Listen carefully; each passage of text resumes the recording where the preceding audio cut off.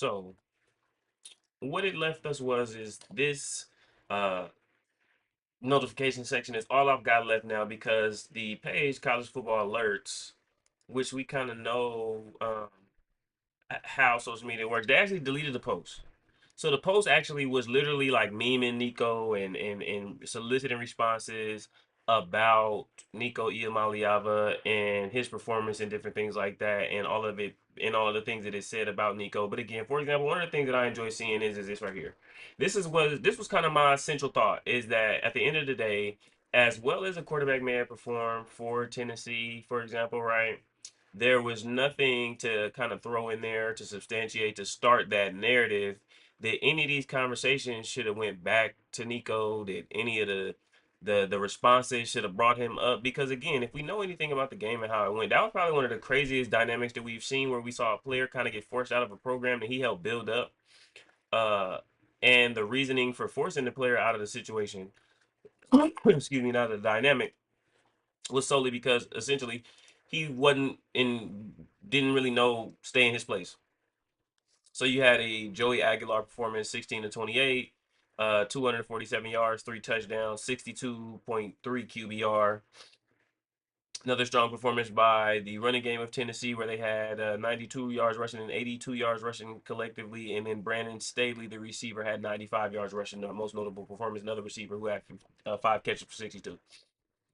Um, so now let's kind of get into it. My overall thought process and my overall point was is that it spotlights the prejudice in the fan bases and the fans, that dog whistle level of like prejudice and racism almost to an extent. I kind of spotlighted as when you look up and you can see this many people willing to jump in the conversation and kind of go at somebody like Nico and his lack of value or devalue his performance to a program like the University of Tennessee.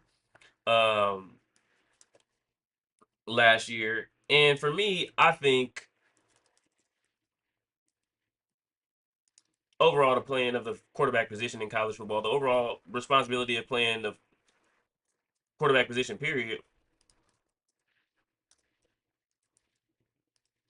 is a lot more than just statistics, just yards passed for, just yards rushed for. Um, I think that also factors in, and it's also extremely important to take into account um, how your quarterback takes on the responsibility of leading the program, how he's tasked with being who he is, how it is he develops and learns within the program, and all of those things. So I think I gave Nico a lot of credit for all of those things, right? Within that, I think also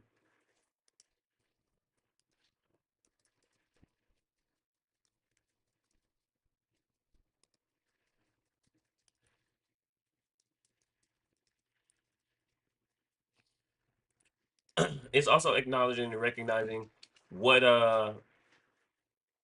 the dynamic of the conjecture as well as the pushback was with Nico. So Nico, coming out of high school, he signed an $8 million NIL deal with the University of Tennessee out of high school, reportedly one of the largest NIL deals of the era. However, the tensions arose when Ian Maliava and his representatives allegedly sought a new deal worth around $4 million per year.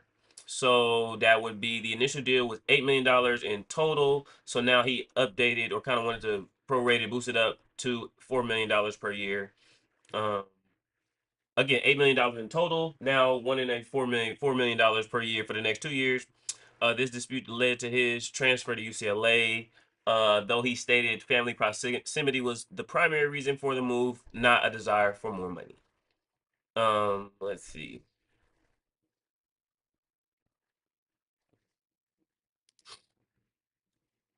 Sources of Nico Maliava's frustration is rooted in massive NIL deals for Carson Beck, Darian Manish, report. So again, Nico saw everybody going back to the table, and after he had spent the freshman year to his junior year, sophomore year now, because I think that's where what year he is now.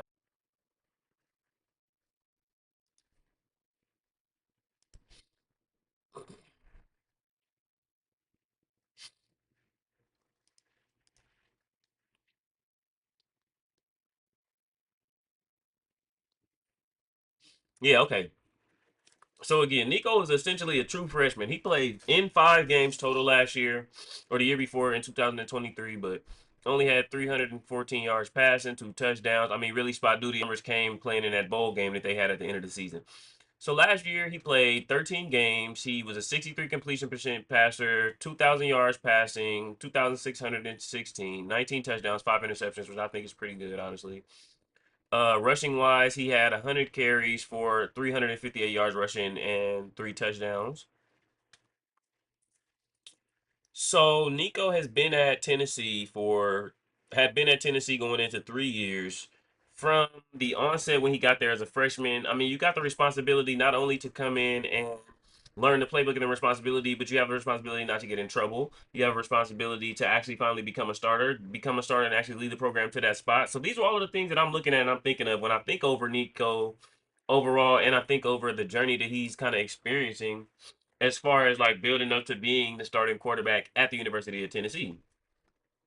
So it says here, um, some of the frustration for Nico Iamaleava again was this. Let me go back to this page here real quick that has this information. It said Nico signed an $8 million deal initially coming out of high school with Tennessee's NIL collective, reportedly one of the largest of the early NIL era. However, the tensions arose when Iamaleava and his representatives allegedly sought for a new deal for around roughly $4 million per year, which again I said. My biggest thing and my biggest kind of conversation with all of this is that I believe that this was a dog whistle against the player now because again, as you see the program continue to succeed with better resources, for example, than a program like UCLA has right now to invest in solely just football. This doesn't substantiate whether or not you guys were right or not to push Nico out of the program, but it doesn't also substantiate anything about his talent going to a lesser program and not being able to immediately succeed against a better program.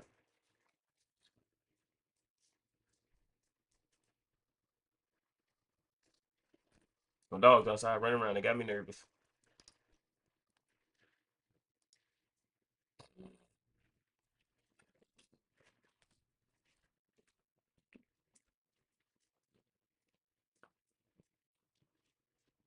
Well, okay. Well, okay.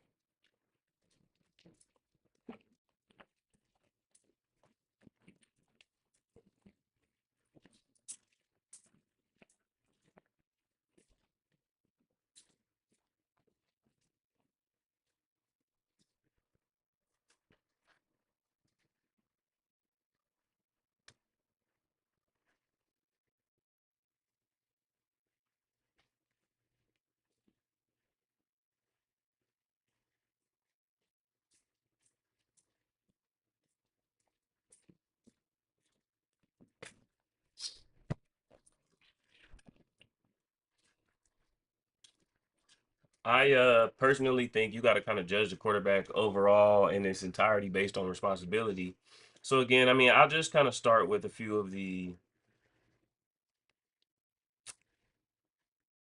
simpler comments. And again, some of the comments that I think kind of spotlighted a lot of the way people think. And again, these false narratives I think around the country, like people not really pushing that hatefulness, prejudice, and stuff like that. And I took it down. I said, okay, well, fine. Y'all want to say that there's no racism towards Islanders, which was crazy to see people say that, right? We know we live in a country that is very much so prejudiced towards anybody that is not the traditional viewpoint or traditional type of American that they looking to see. Somehow it's not no prejudice towards Islanders and stuff like that. Okay.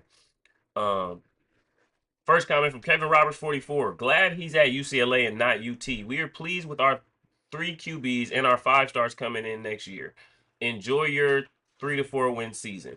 Now again, that's the other thing too. It's so regional that people assume like just because you're from a place that you automatically root for that team. Like nah, like we don't root for UCLA out here. Like we root for USC with anything. And like come on now, Tennessee ain't never been able to fuck with USC. Don't matter. Um, we know Tennessee. Nico is the best prospect that Tennessee has had in the last like 15 years at quarterback. The only other players they've ever had are Alvin Kamara and what's my boy name? Cordell Patterson. And again, both of those guys are like low-key JUCO bounce back players that played 1 year at Tennessee. But we'll turn around and hype it and make it seem as if Tennessee is some factory of NFL like high level talent. Y'all ain't had none since Eric Berry. Jalen Hyatt don't really do nothing, make nothing shake right now for the Giants, and that was one of the best receivers that y'all had. Hendon Hooker, Joe Milton. We know Joe Milton ain't it. But again, that's that perpetuation of the idea that they are getting ready to do something. They never did nothing. They had one national championship, and that was the first one in like 40 some years when they won back in the 90s after Peyton left. But we don't talk about that. We only talk about current recency. Recency, y'all not shit right now neither. Okay, here. So one of the bigger narratives that was pushed is that within the 2024 Tennessee team, Dylan Sampson, which I don't understand how and why guys decided to start bringing Dylan Sampson up. But the idea that Nico should have been pushed out of the program because Dylan Sampson, a player who ended up going to the NFL, right, outperformed him. Dylan Sampson, for example, was a senior in college. Excuse me, a junior. He was a junior in college, maybe redshirt junior. Been in college 3 years. Was getting ready and prepared to go to the NFL. Nico wasn't prepared and getting ready to go to the NFL. And for every level of like apologist kind of narratives and all of these things that people can put on it, Dylan Sampson didn't perform at the end of the season when they needed him to. Like I can respect it. I can respect all of this up here. That's what a running back is supposed to do. A running back is supposed to run the ball and manage the game and handle and again manage the game as far as keeping the ball in his hands and not turning it over. The quarterback is supposed to manage the situations, get y'all wins. I think Nico did that. I think you can look at this list and say that without Nico Iamaleava, you can't tell me that they would have had only 2 losses. Nico handled his business in that game against Alabama. I remember watching that game. Played quite well. I believe. Let me see. Let me see. Am I wrong? Is this cap? Are we capping? Is we capping? No, we're not capping. My boy went 14 to 27, 51.9 completion percentage, 194 yards, touchdown, interception. Against a far better defense than his defense he's had. Like the defense that he was out there, like, was his defensive unit. Like, he had one turnover. Who had the two?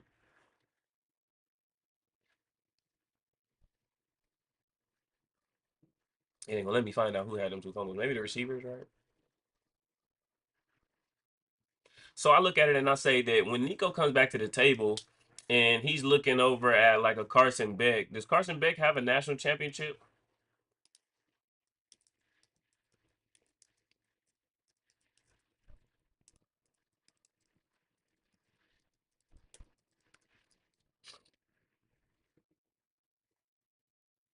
So again, right?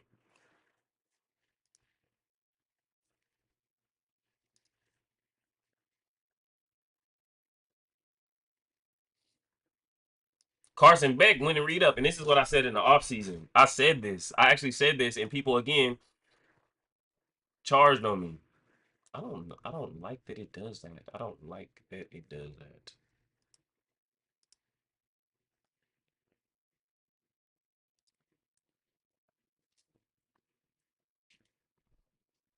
Okay.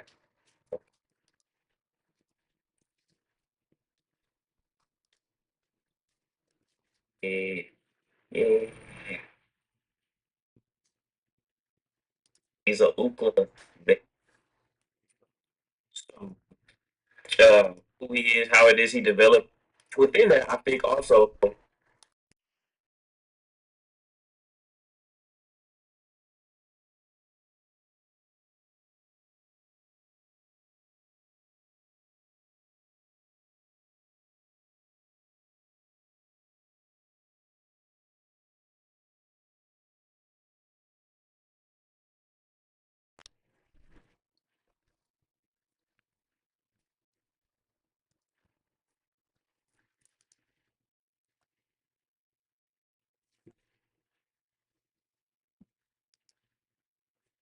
so yeah, I look at it and I think about this here. Carson Beck went back to the table and was able to renegotiate a deal to go to the University of Miami. And again, where schools is willing to pay the highest dollar, the top dollar, right? My whole narrative and my whole conversation is this, and the topic that I really just wanted to focus in on and kind of lock in on, and then you see all of this levels of prejudice, this level of hate, this vitriol, right? Even coming back on your end, right? The idea that the black person can't call that, like, you know, we crying about prejudice and then we crying about it all over the place, like as if it don't go on, is this. So essentially you telling me that if I outperform these people with lesser talent and then outperform my teammates as well based on the standard of what my responsibility is it again, I'm supposed to know my place and not turn around and ask for and demand my worth. I think we all know about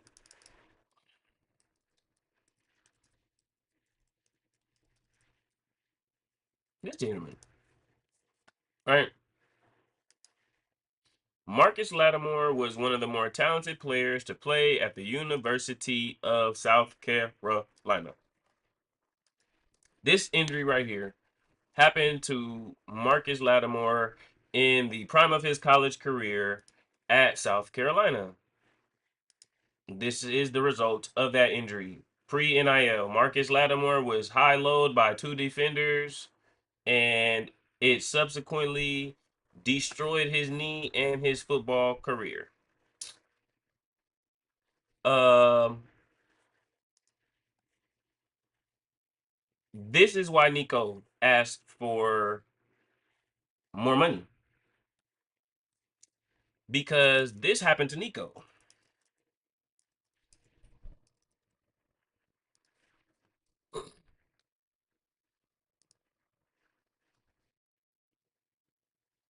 See, the helmet is the most important piece of equipment darn near in a football game. And Nico's helmet got cracked in a college football playoff game. Right there.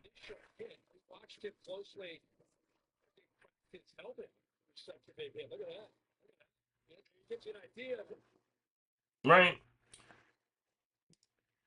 So we know the impacts and the effects of head injuries in football and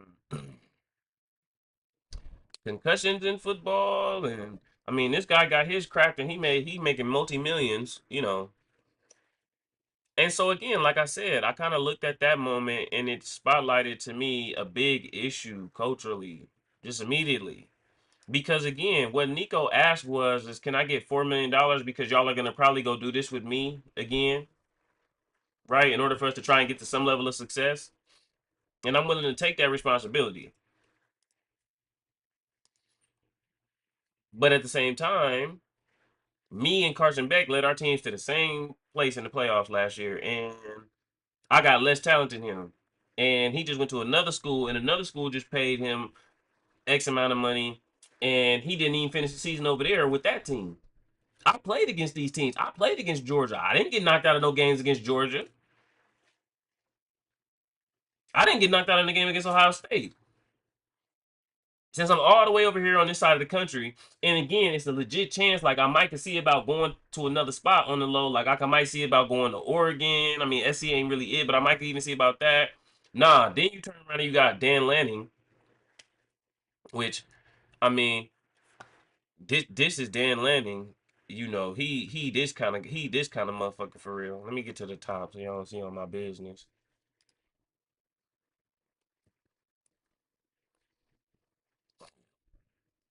Matter of fact,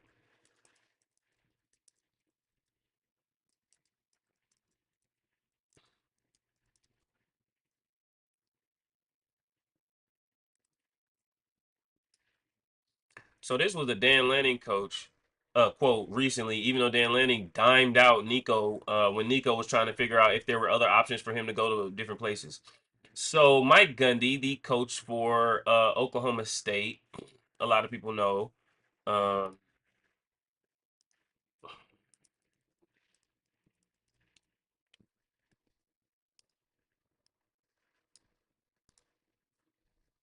so this is a quote from the coach who ended up telling on Nico in response to the legendary Mike Gundy. That's Mike Gundy. We love him. Shout out to Oklahoma State. Um, let's see.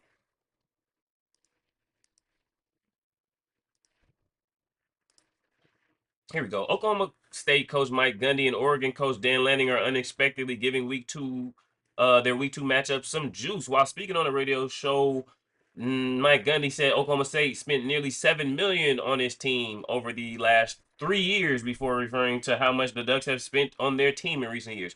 I think Oregon spent close to 40 million last year alone, and that was just 1 year. Now I might be off a few million.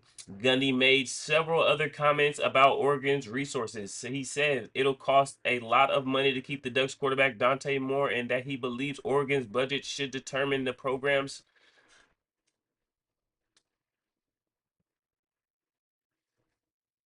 Oregon's budget should determine the programs they schedule outside of the Big Ten.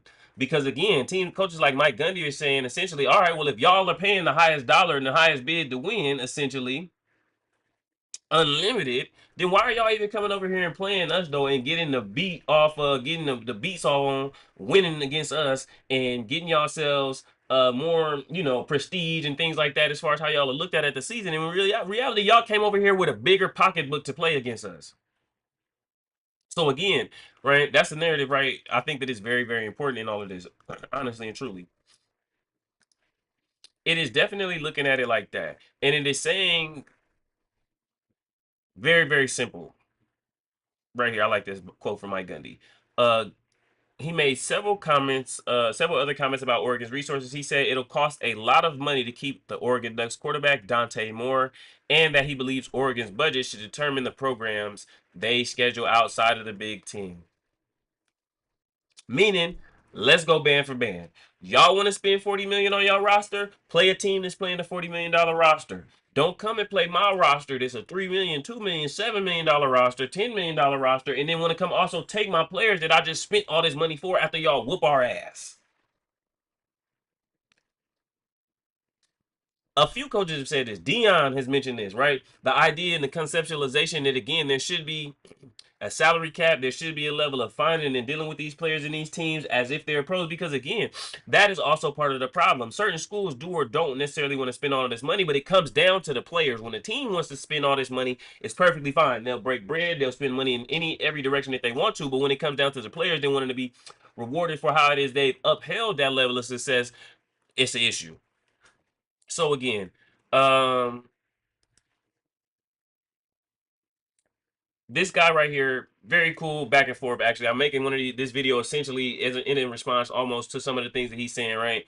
And he said here, one of the biggest things for Tennessee is we want our quarterbacks to be able to read, be able to get to his second read before running, and hit his receivers in stride. Nobody hates West Coast players. We just want our quarterbacks to not waste his talent when everyone else does their jobs right. Now, what I'll say is I think that's a very interesting narrative that also oftentimes gets put on the quarterback. The dude was a first-year starter, though. You see what I'm saying? So first year starter, he was able to come in and take over for two dudes who had previously been there. Hendon Hooker missed the playoffs and had a knee injury, wasn't able to get to that next level and contribute and show what Tennessee could do. Joe Milton played for Tennessee and underperformed. And he had been in college a considerable more amount of time. He underperformed. Nico played in his first season as a full starter, coming from a whole different coast with all this pressure and responsibility, and y'all made the playoffs. But again, see, we get so enamored with highlight football and narrative football and TikTok football that we're forgetting what it actually takes to be a quarterback. You want your quarterback to get the wins. Jalen Hurts, old OG Tom Brady. It's not about the yards and the statistics because again, if I'm getting wins, wins equate to getting me to the place that I need to be. Will Howard, get the wins, get you to the place you need to be. So I can understand that, but I think that's also putting way more on Nico and saying again, like Tennessee had Ryan Williams in them out there. They didn't. They didn't. Now again, they say he had 5 touchdowns in SEC play. He was a huge disappointment, to be honest. If you take away the Vanderbilt game, like you said, 5 touchdowns with multiple NFL skill position players. Now we know that that's genuinely and authentically not the truth. Unfortunately, Tennessee doesn't have multiple NFL players at the skill position on their offense, especially not NFL starters. Now, this dude's just gonna get taken into the NFL and get into the camp, and then they're gonna be in the USFL. So he got multiple USFL players at the skill position. He don't got multiple NFL players at the skill position. Because if they had them, then they would have performed in the bowl game. I think in the bowl game, these folks got dog choked out, right? I'm pretty sure. Like again, everybody wanted to tell me Dylan Sampson was hurt. I don't think the receivers were hurt. Excuse me.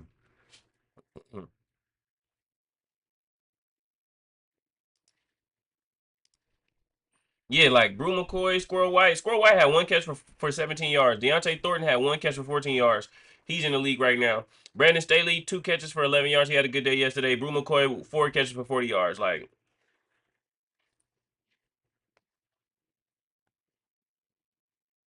now I'm just bringing that up because we know that um we know that the Notre Dame receivers who don't nobody think too much of at all, the Notre Dame receivers for sure got it in. So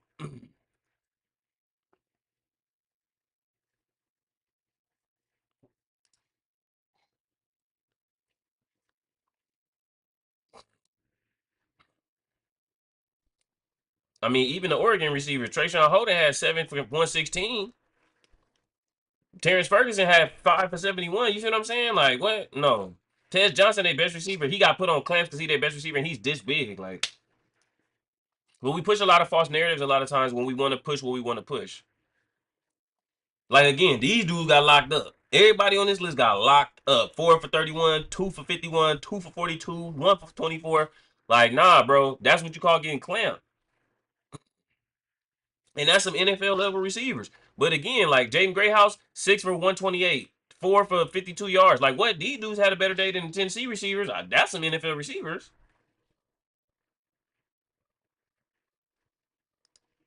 Like I don't think Tennessee got receivers like that to be acting like they to be acting like Nico was holding somebody back on the Tennessee receiving core is kind of crazy. It's a bunch of dudes who ain't never necessarily did nothing anyway. Yeah, like come on, man. That's a good year at Tulane though.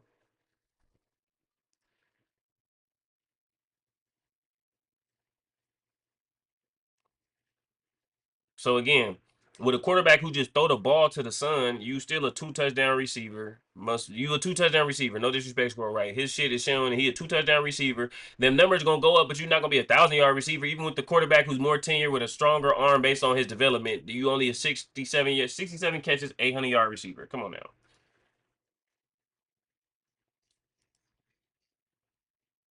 And I think those are like the important things to acknowledge and to bring into these conversations and things like that. So again, um, let's see. Let's scroll up a little bit. Nico got the biggest NIL deal coming out of high school. He is the only quarterback under Heupel's entire career to not hit 3,000 yards and 20 TDs. He never went to his scheduled NIL requirements. He stopped going to the practice the week before the spring game.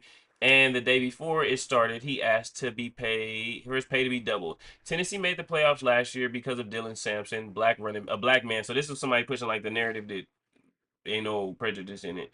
And the defense led by James Pierce, a black man. Tennessee's most successful year in recent history was led by Hendon Hooker, a black man. This isn't about race, it's about talent. Nico is not and was not talented enough based on his 2024 performance to demand his pay to be doubled and continue to skip out on the end of his NIL requirements. I mean, damn, I got to go to practice. I still got to go to class. I got to go to treatment. I gotta go study film. Like, I mean, I'm not finna go shake these little niggas' hands and shit. I'm not finna come hang out around y'all bum asses who is unappreciative. I'm not. It's not fucking happening. Y'all out y'all fucking mind. But again, like, let's look at that. That's a narrative we just pushed. It. Tennessee's most successful season came under uh Hendon Hooker.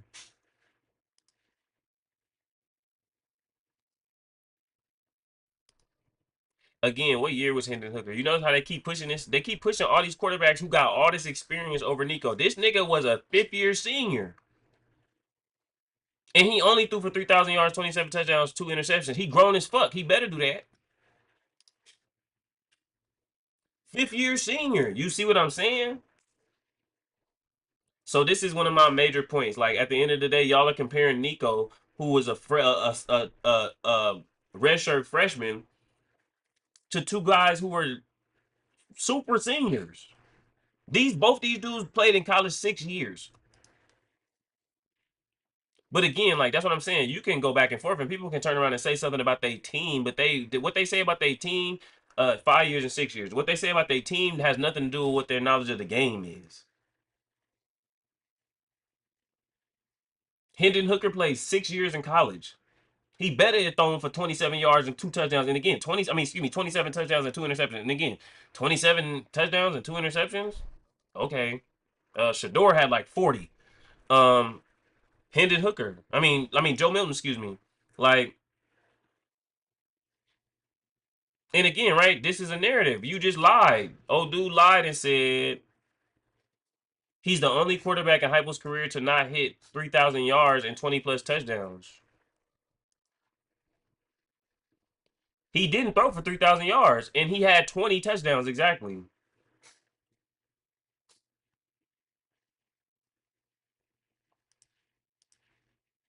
But the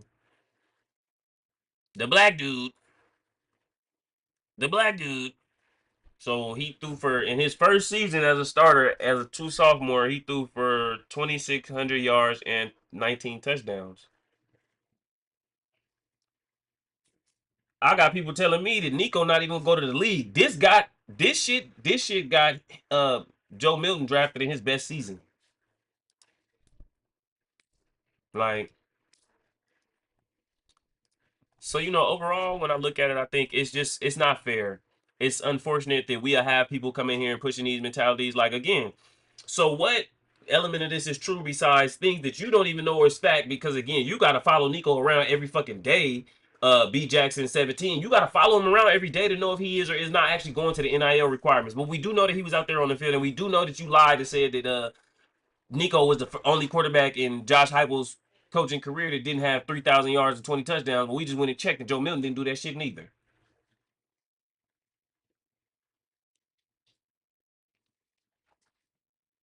So again, there's a lot of people talking about the idea of like pulling a race car, da da da da da. Utah. We calling Utah a bad roster. Utah has been one of the class programs on the West Coast for the last 5 or 6 years. I believe Utah maybe had their worst football season last year, possibly, right? I think Utah's worst season was last season. And I think that was due to a variety of injuries. Again, their starting quarterback definitely was hurt all season last year. Um, they started the season ranked, and then they finished 5-7 last year. So again, they finished 5-7 last year. They were 2-7 in the conference, and they literally had a abundance of players hurt. But they started off ranked as high as 12th, or ranked in 12th in the top 25.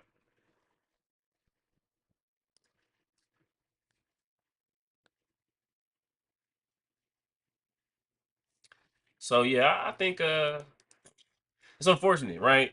Utah probably will finish in the top 25 this year, and you got folks saying that they're a bad roster. But again, that's that bias. That's that SEC bias. Your team been good for 2.5 seasons, and now suddenly they're the best team in the league. You really forgot who else Tennessee had a running back. They only ran him because he's ass at throwing the ball. Y'all are delusional. I mean, I think you kind of have noticed that Josh Heupel loves running the ball. They've been pretty effective at it. The dude is a senior. My conversation was again like he's the best player on the team. If y'all saying Dylan Sampson was better than him and Dylan Sampson went to the league, then that would mean that the best player on the team is Nico. Give him the money. He helped y'all get to the playoffs. Y'all not Dylan Sampson is not running Tennessee into the playoffs. We got to stop that. Dang, that's crazy. I live in poverty. You know that's bad. But again, right? Like I said, the prejudice also comes out in the responses. So you bring up like, dang, bro, they dog whistled on him, and then this whole fan base now is getting online, and y'all got all this to say about this dude. None of it's based in reality. It's only based on how y'all feel about this minority asking for more money. It says it right here. Uh, all of these, I mean, again, essentially a black man, a black man. I mean, I look at it and say, if you're gonna mention all of these other black people that didn't necessarily ask for money, or the idea that you missed that, think about it. Like Dylan Sampson and James Pierce both went to the league. They're not gonna ask Tennessee for any more money. They're leaving. Again, all my teammates to help me get here, low key, is leaving. I'm tasked with continuing to lead this program. Can I get broke off for continuing to be the CEO? I ain't had no problems. The biggest issue that I had was is that I asked for more money.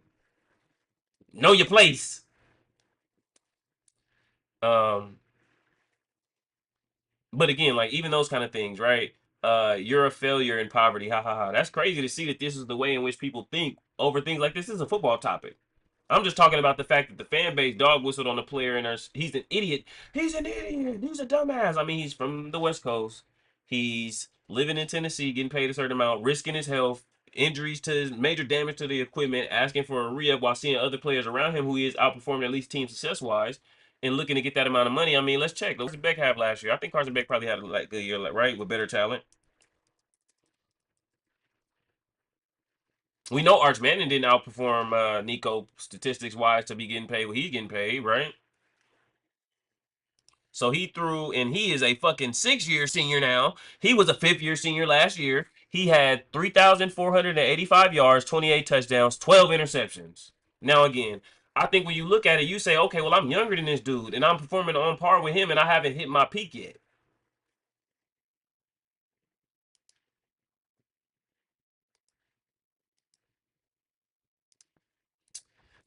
You clearly don't know ball. Nico was average at best last year as a redshirt freshman. We had the best running back in the SEC and one of the best defenses in the country. Go ahead and glaze an average quarterback. I mean, I think he's above average because I think you don't get paid that amount and you don't get that support coming out if you're average. But one of the more interesting things I also think is let's talk about like concepts and narratives and understanding of information. I gotta check to see how long my little recording was.